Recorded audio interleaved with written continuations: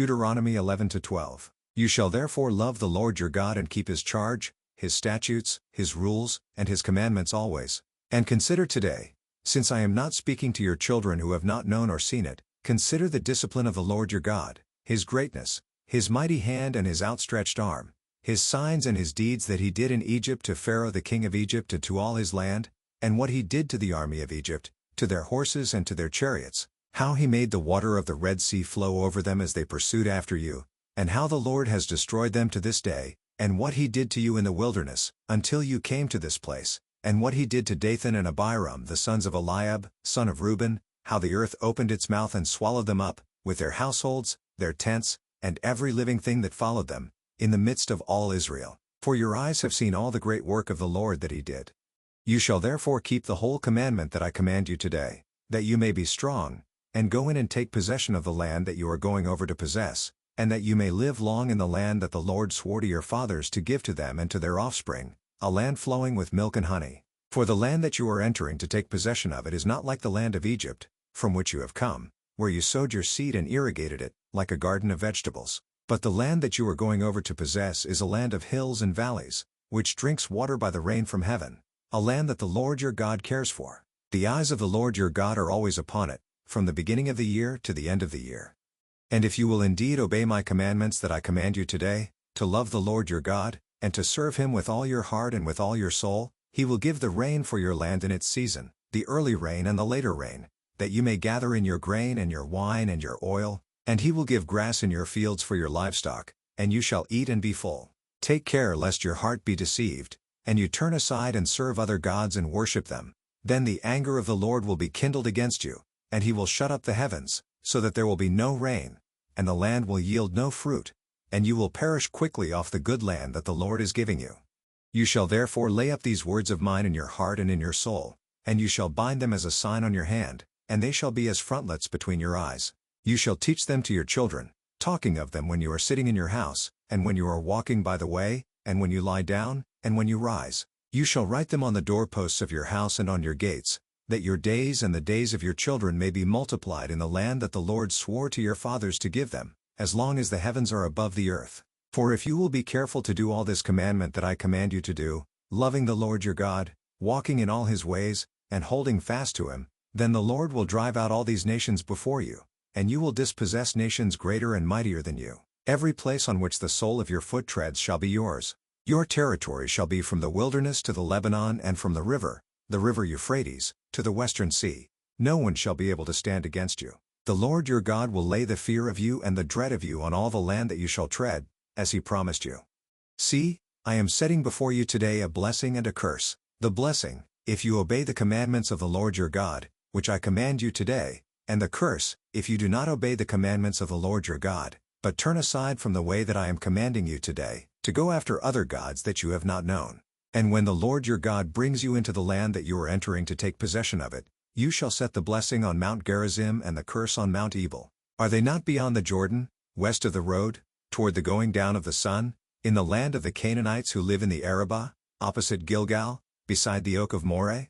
For you are to cross over the Jordan to go in to take possession of the land that the Lord your God is giving you. And when you possess it and live in it, you shall be careful to do all the statutes and the rules that I am setting before you today.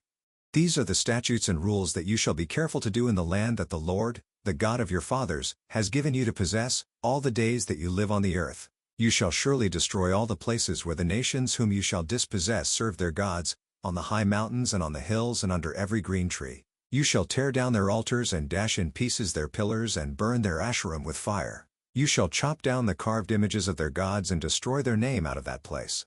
You shall not worship the Lord your God in that way, but you shall seek the place that the Lord your God will choose out of all your tribes to put his name and make his habitation there. There you shall go, and there you shall bring your burnt offerings and your sacrifices, your tithes and the contribution that you present, your vow offerings, your free will offerings, and the firstborn of your herd and of your flock. And there you shall eat before the Lord your God, and you shall rejoice, you and your households, in all that you undertake, in which the Lord your God has blessed you. You shall not do according to all that we are doing here today, everyone doing whatever is right in his own eyes, for you have not as yet come to the rest and to the inheritance that the Lord your God is giving you. But when you go over the Jordan and live in the land that the Lord your God is giving you to inherit, and when he gives you rest from all your enemies around, so that you live in safety, then to the place that the Lord your God will choose, to make his name dwell there. There you shall bring all that I command you, your burnt offerings and your sacrifices, your tithes and the contribution that you present, and all your finest vow offerings that you vow to the Lord. And you shall rejoice before the Lord your God, you and your sons and your daughters, your male servants and your female servants, and the Levite that is within your towns, since he has no portion or inheritance with you. Take care that you do not offer your burnt offerings at any place that you see, but at the place that the Lord will choose in one of your tribes, there you shall offer your burnt offerings, and there you shall do all that I am commanding you. However, you may slaughter and eat meat within any of your towns, as much as you desire, according to the blessing of the Lord your God that he has given you. The unclean and the clean may eat of it, as of the gazelle and as of the deer. Only you shall not eat the blood. You shall pour it out on the earth like water. You may not eat within your towns the tithe of your grain or of your wine or of your oil, or the firstborn of your herd or of your flock, or any of your vow offerings that you vow, or your freewill offerings or the contribution that you present, but you shall eat them before the Lord your God in the place that the Lord your God will choose, you and your son and your daughter, your male servant and your female servant, and the Levite who is within your towns, and you shall rejoice before the Lord your God in all that you undertake. Take care that you do not neglect the Levite as long as you live in your land. When the Lord your God enlarges your territory, as he has promised you, and you say, I will eat meat, because you crave meat, you may eat meat whenever you desire. If the place that the Lord your God will choose to put his name there is too far from you, then you may kill any of your herd or your flock, which the Lord has given you, as I have commanded you, and you may eat within your towns whenever you desire. Just as the gazelle or the deer is eaten, so you may eat of it. The unclean and the clean alike may eat of it, only be sure that you do not eat the blood, for the blood is the life, and you shall not eat the life with the flesh. You shall not eat it, you shall pour it out on the earth like water. You shall not eat it, that all may go well with you and with your children after you, when you do what is right in the sight of the Lord. But the holy things that are due from you, and your vow offerings, you shall take, and you shall go to the place that the Lord will choose, and offer your burnt offerings, the flesh and the blood, on the altar of the Lord your God. The blood of your sacrifices shall be poured out on the altar of the Lord your God, but the flesh you may eat. Be careful to obey all these words that I command you, that it may go well with you and with your children after you forever, when you do what is good and right in the sight of the Lord your God. When the Lord your God cuts off before you the nations whom you go in to dispossess, and you dispossess them and dwell in their land, take care that you be not ensnared to follow them, after they have been destroyed before you, and that you do not inquire about their gods, saying, How did these nations serve their gods, that I also may do the same? You shall not worship the Lord your God in that way. For every abominable thing that the Lord hates they have done for their gods, for they even burn their sons and their daughters in the fire to their gods. Everything that I command you, you shall be careful to do. You shall not add to it or take from it. Luke 8:22-39. One day he got into a boat with his disciples, and he said to them, Let us go across to the other side of the lake. So they set out. And as they sailed he fell asleep. And a windstorm came down on the lake, and they were filling with water and were in danger. And they went and woke him, saying, Master, Master, we are perishing. And he awoke and rebuked the wind and the raging waves, and they ceased, and there was a calm. He said to them, Where is your faith? And they were afraid, and they marveled, saying to one another, Who then is this, that he commands even winds and water, and they obey him? Then they sailed to the country of the Gerasenes, which is opposite Galilee.